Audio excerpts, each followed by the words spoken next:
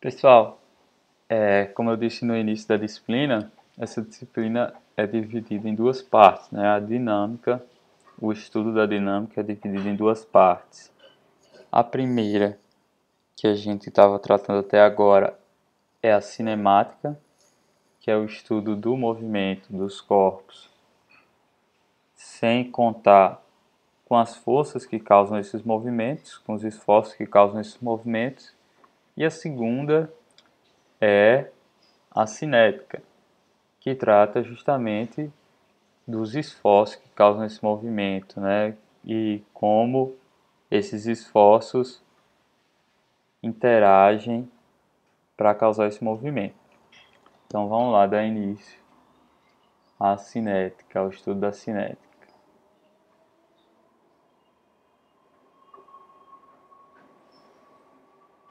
Cinética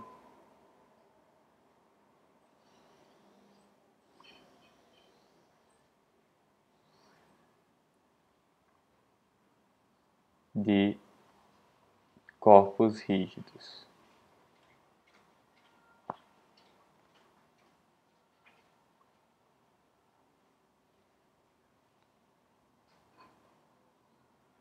Estou colocando aqui como cinética de corpos rígidos, porque no geral a gente vai tratar de cinética dos corpos rígidos, mas acho que a gente vai fazer um exemplo ou outro de cinética de ponto material, que é como se fosse um corpos rígidos mais simplificado. Então, a primeira coisa, o primeiro assunto a tratar vai ser a quantidade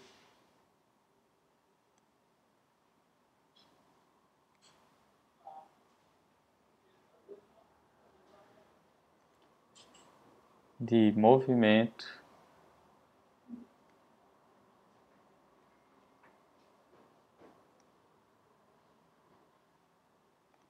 linear. Acho que esse assunto vocês já viram lá na física, eu acredito. E a gente vai grafar ele pelo J, pela letra J. Deixa eu colocar aqui uma figura e vocês dão uma pausa para copiar essa figura. O que é que a gente tem nessa figura? Então, eu tenho o meu corpo rígido aqui, tridimensional, como se fosse uma batata, se quiserem pensar assim. E eu tenho uma partícula desse corpo. Não é uma partícula pequena, não é uma partícula infinitesimal. É uma partículazinha pequena. Além disso, eu tenho um vetor posição que me leva da origem do referencial ao ponto I, que é onde fica essa partícula, e um vetor velocidade da partícula em si, né? Então essa partícula tem velocidade vpi. E aqui, além disso, a massa da partícula. Beleza?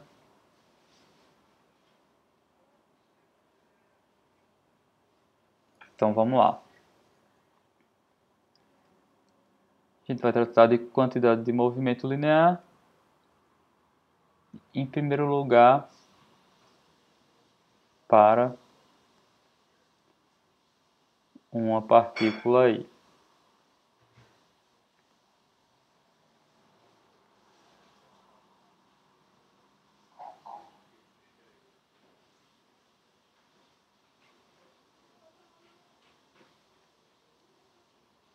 Então, como é que se dá a quantidade de movimento linear para uma partícula aí? Acho que isso aqui vocês sabem, chamar de JI. Vai ser a massa da partícula, no caso mI, vezes a velocidade dessa partícula, no caso aqui vpi. Como a gente está trabalhando com a massa constante, isso é equivalente a derivada do MI vezes o ROPI. Beleza? Então, se eu derivar MI e ROPI, eu encontro MI e VPI. No caso, porque não tem a derivada da massa. A derivada da massa é zero, né?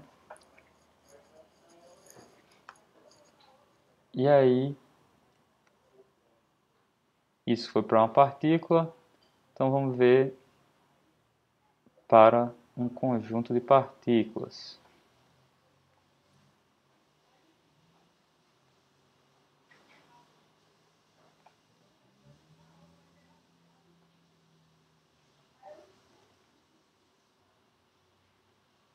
Conjunto de partículas.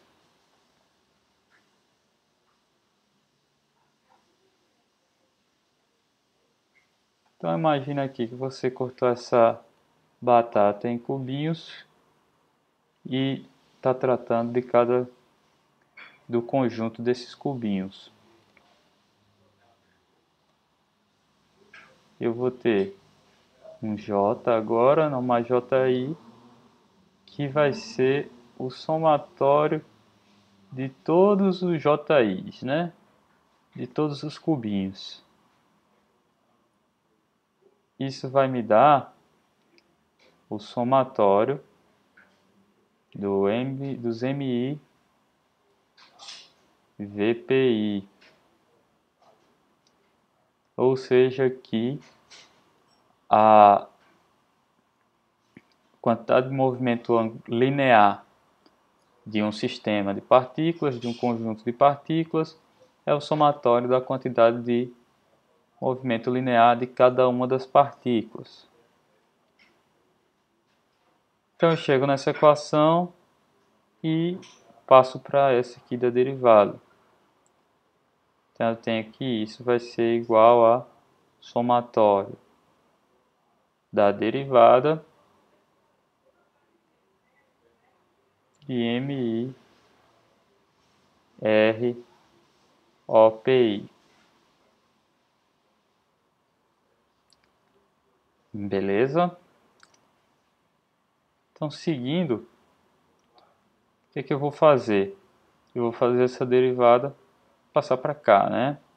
Isso eu posso passar diretamente, sem nenhum problema.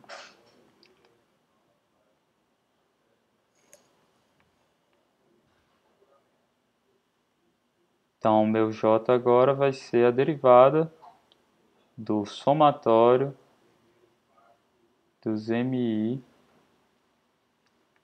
tirar esse parênteses que não precisa, dos MI ROPI. Beleza? Vou botar aqui até um colchete. Só que a gente consegue simplificar isso ainda mais. E que eu vou começar a escrever aqui embaixo.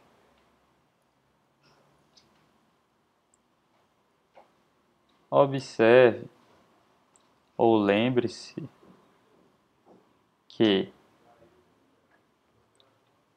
R de O até G seria um vetor posição que vai da origem ao centro de massa desse conjunto de partículas que eu estou chamando de G. É igual ao somatório dos MI ROPI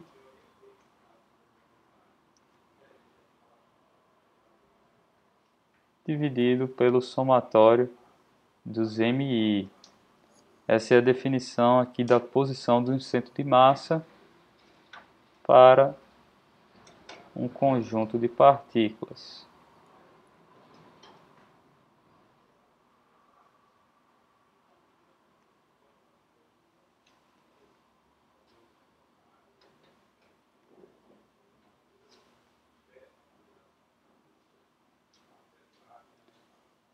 E aqui eu vou colocar em verde para vocês se lembrarem que isso é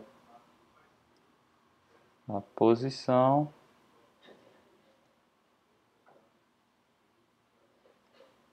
do centro de massa.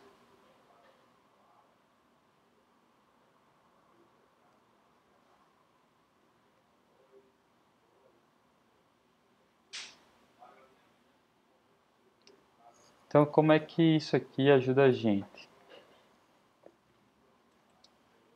Observe que a gente tem esse mesmo termo aqui, ó, somatório de MI e ROPI.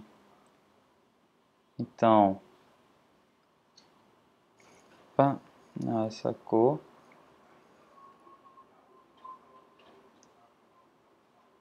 logo, esse meu termo somatório de MI, ROPI vai ser o quê? Vai ser o ROG vezes esse somatório do MI. Vai ser igual a um ROG vezes o somatório dos MIs.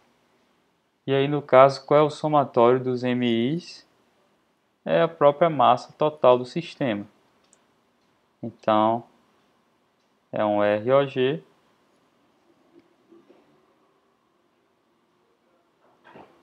vezes M, ou, preferencialmente, a gente escreve MROG.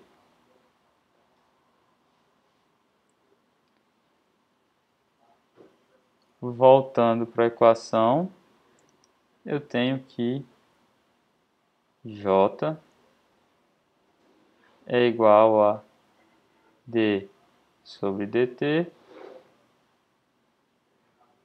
de M R O G.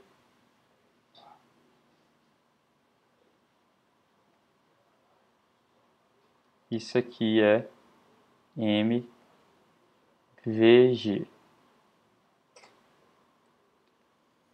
Então, toda vez que eu estiver tratando de um conjunto de partículas,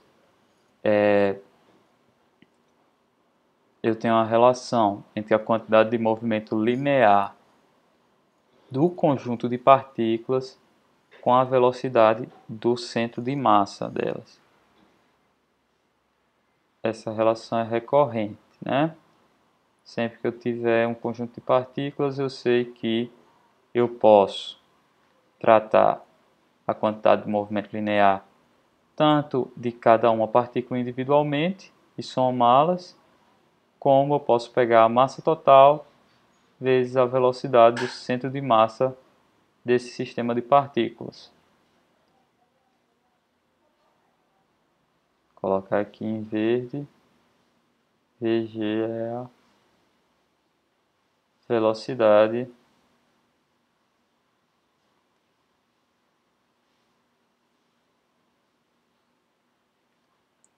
absoluta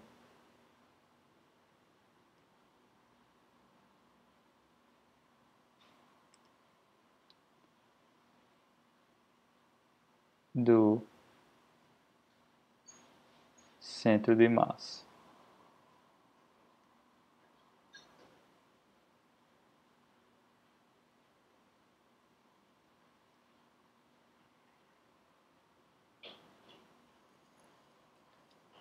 Beleza, pessoal? Agora que a gente já sabe a quantidade de movimento linear para um conjunto de partículas, só falta mesmo para um corpo rígido. Então, vamos lá. Para um corpo rígido,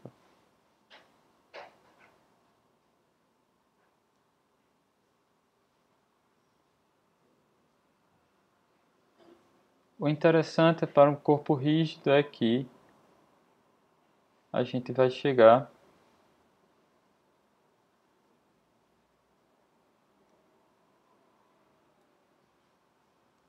ao mesmo resultado de um conjunto de partículas. E eu vou mostrar por quê.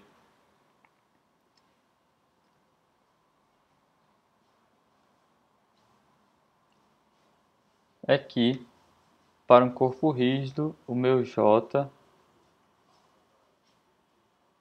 eu consigo escrever ele como d sobre dt da integral de RO PI dm. Então, vai ser a derivada da integral dos ROPIs dentro, vai ser integrado por toda a massa do meu corpo rígido. E isso vai ser a mesma coisa. D sobre dt de m ROG, que é igual a 1 mVg. E isso vai acontecer porque a diferença de abordagem de um somatório de partículas para um corpo rígido é essa diferença aqui do somatório para a integral. Então eu estou deixando de tratar o corpo como pequenas partículas para tratar o corpo como partículas infinitesimais, de tamanho infinitesimal. Então eu venho para essa abordagem integral que me dá o mesmo resultado. Opa! Por quê? Porque se eu pegar isso daqui,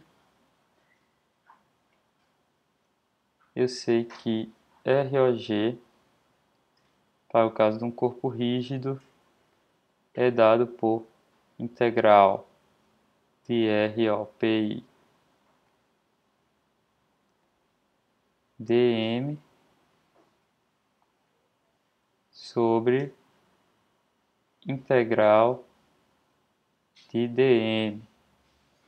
Então, da mesma forma, eu vou ficar com m ROG, a derivada disso, e fico com mVg. Beleza, pessoal?